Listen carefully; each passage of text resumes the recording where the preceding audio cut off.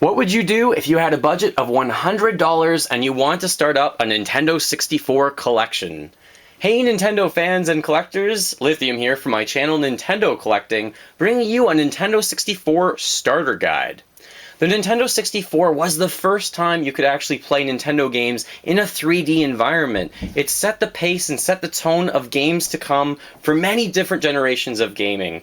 The console is also one of my personal favorites, and there are so many outstanding games on the console. Considering it only had roughly 296 games produced for it, there are so many great games in it. My list will actually only have games that are less than $25, US dollars that is, and also keep in mind I got all of the prices from eBay sold auctions, and I prefer auctions because you save a bit of money on an auction as opposed to buying it now. Alright, let's get to it. First things first, you need to buy a console and a controller. Hopefully you're also getting, and obviously to make the console work, the AC adapter. You should also get the AV cables to make the console plug into your television.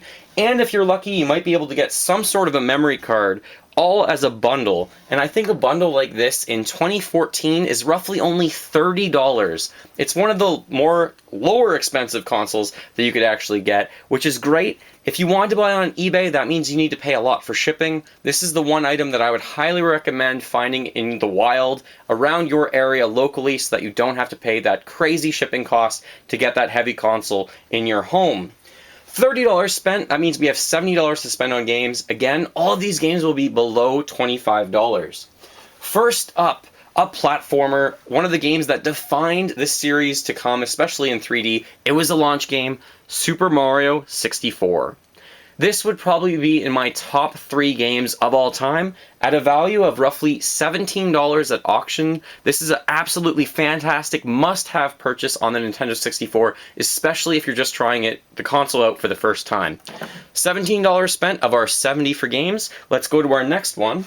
Another one that was defining for its series, and this is kind of one of my favorite games as well. It's really hard to say that it isn't. This is Zelda Ocarina of Time, the gray cartridge. The gold cartridge will likely cost you triple of what this one will, the gray one. And the gray one I put a value in 2014 at a roughly $21. Just keep in mind Majora's Mask right now is roughly $39. So if you want Majora's Mask, it's just a lot more money to spend. And I think Ocarina of Time is an absolutely great bang for your buck. Both of these games are expensive, but they are absolutely worth it, and they are fantastic on the Nintendo 64. So we have a platformer, we have kind of an adventure RPG-ish kind of game, and next up is an actual space shooter game, another one of my favorites on the console. At $12, this is Star Fox 64. This game I actually purchased before I even had the console. I was so excited to play it. This one, you're in space, but there are many different avenues or paths that you can follow. There's a red difficult path, a yellow medium path, and a green easy path. The replay value on this game is through the roof. There's also a multiplayer mode, but the game is absolutely amazing on its own. You can try and get a high score at $12. Definitely recommend this one. Let's go over how much we've spent so far. $30 for the console, $17 for Super Mario 64, totals at $47, $21 more for Zelda Ocarina of Time, total then is at $68, $12 for Star Fox 64, that means we've spent $80, we have $20 left to hopefully get a few other really good games. Another game that was defining for many series to come and all shooting games to come is Goldeneye 007 for the Nintendo 64, made by Rareware. This is one of the true classic shooters. This defined multiplayer shooters for all generations to come. It really is cool to experience the game that influenced so many other games. This is still a lot of fun to this day.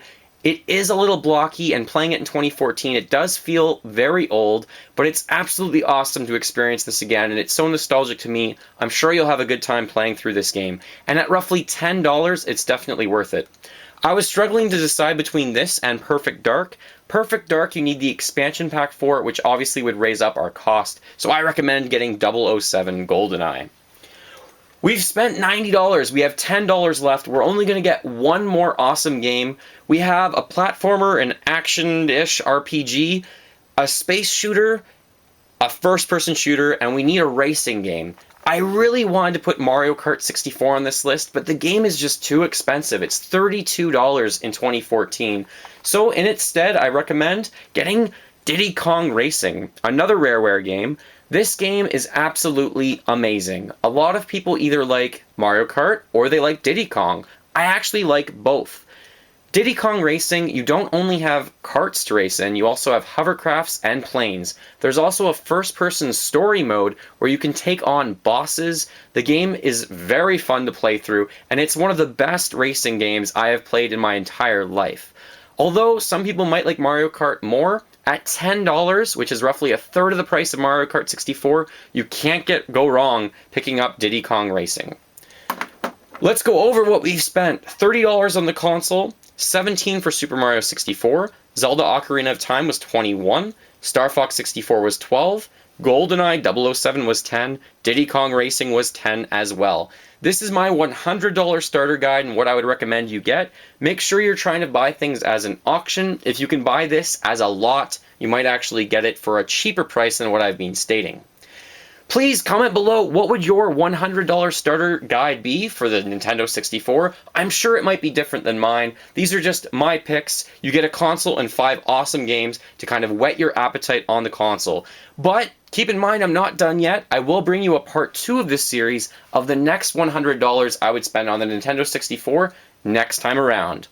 Thank you so much for watching. Feel free to fill that like bucket. Follow me on all the social media links in the description below the video. And remember, as always, go collect them all and keep smiling while gaming.